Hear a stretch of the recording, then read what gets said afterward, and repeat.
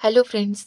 आज का डिक्टेशन आनंद मासिक पत्रिका अंक 11 से लिया गया है, जो कि 3 स्पीड 80 शब्द प्रति मिनट, 90 शब्द प्रति मिनट, 100 शब्द प्रति मिनट की गति से डाला जाएगा। इसके अलावा आपको टेलीग्राम की लिंक नीचे डिस्क्रिप्शन बॉक्स में मिल जाएगी।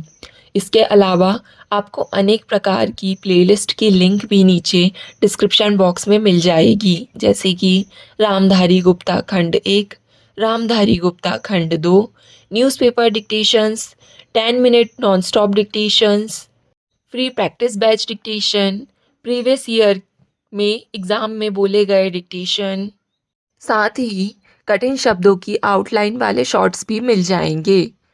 और अगर आपको हमारा यह प्रयास पसंद आता है तो वीडियो को लाइक ज़रूर करें, इससे हमारा मनोबल बढ़ता है। तो ज़्यादा समय ना लेते हुए डिक्टेशन स्टार्ट करते हैं 5 सेकंड के बाद।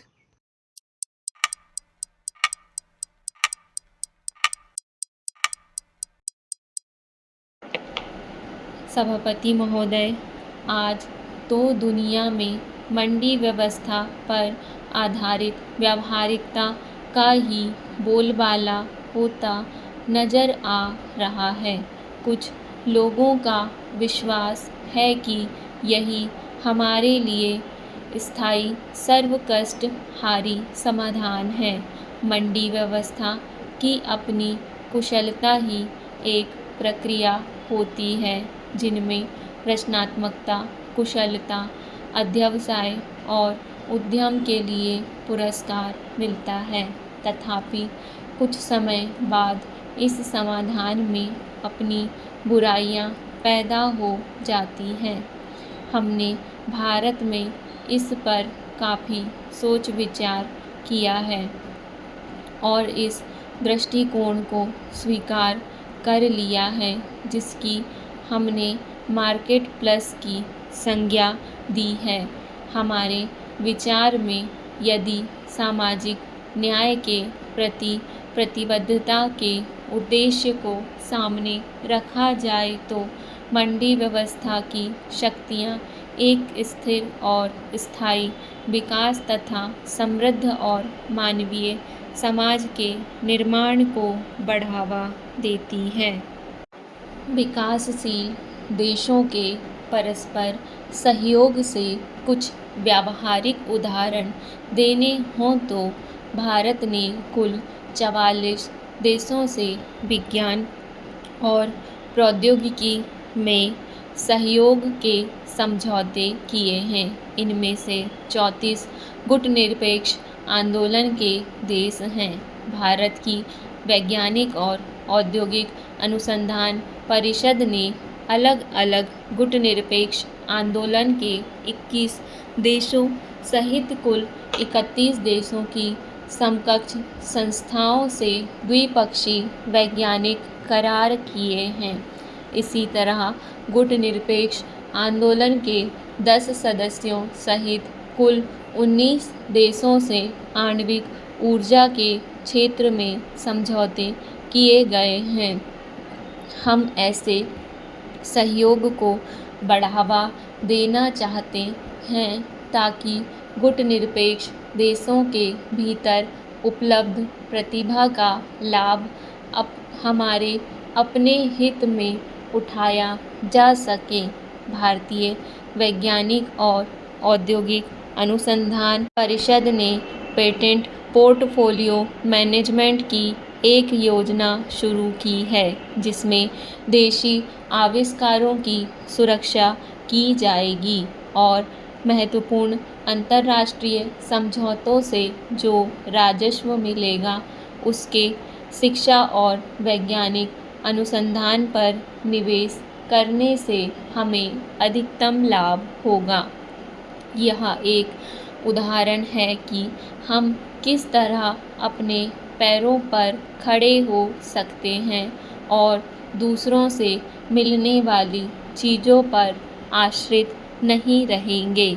हम परिवर्तन का स्वागत करते हैं, परंतु जैसा कि हमारे अपने जीवन में होता है, उसी तरह राष्ट्रों के जीवन में आने वाला परिवर्तन भी ऐसा होना चाहिए जो हमें न्यूनतम कष्ट देकर आगे ले जाने वाला हो, क्योंकि जब भी कोई परिवर्तन होता है तो कुछ ना कुछ कष्ट अवश्य होता है। धैर्य और सम्मिलन के मामले में हर समाज अलग अलग हो सकता है। इस परिवर्तन की प्रबंध व्यवस्था पर ही परिणाम निर्भर करता है। सभापति महोदय, विश्व अभी भी सोमालिया, रवांडा, बोस्निया का मतलब समझने की चेष्टा कर रहा है। इस बात का पता लगाने की चेष्टा कर रहा है कि ऐसी हिंसा क्यों शुरू हुई। इसलिए उसे समझ लेना चाहिए कि ऐसी घटनाएं यदि अपवाद की जगह नियम बन गईं तो विश्व का अस्तित्व नहीं रहेगा। हमें क्रमिक विकास के लिए उसी तरह समय या वक्त मिलना चाहिए जैसा कि विकसित देशों के क्रमिक विकास के लिए मिला। बाहरी और न आत्मसात हो सकने वाली प्रणालियाँ विकासशील समाजों और अर्थव्यवस्थाओं पर एकाएक नहीं थोपी जा सकती, विशेषकर जब स्वयं ये नए मॉडल भी पूर्ण नहीं हैं और तत्काल उनको परिवर्तित किया जाना है या उनकी वास्तव में आवश्यकता है। यह कहना अतिशयोक्ति नहीं होगी कि समूची मानवता को ही शांतिपूर्ण, सार्थक, सह अस्तित्व वाले और समग्र भविष्य के लिए बिल्कुल नए मॉडलों की आवश्यकता है। अब से कुछ ही दिनों बाद हम संयुक्त राष्ट्र संघ के 50 वर्ष पूर्ण होने का समारोह मनाएंगे। यद्यपि काफ़ी कुछ अच्छा काम हुआ है, तथापि हम उन समस्याओं को अनदेखा नहीं कर सकते जिन पर इस संस्था के बारे में अब भी राजनयिक विवाद चल रहे हैं।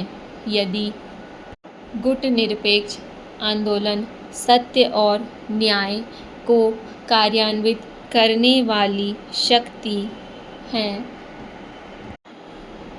और मेरा निवेदन है कि हममें और संयुक्त राष्ट्र संघ में यही परस्पर संबंध है और हमें इस संबंध को कार्यान्वित करने के लिए मिलकर बिना किसी भय या पक्षपात के काम करने पर बल देना चाहिए।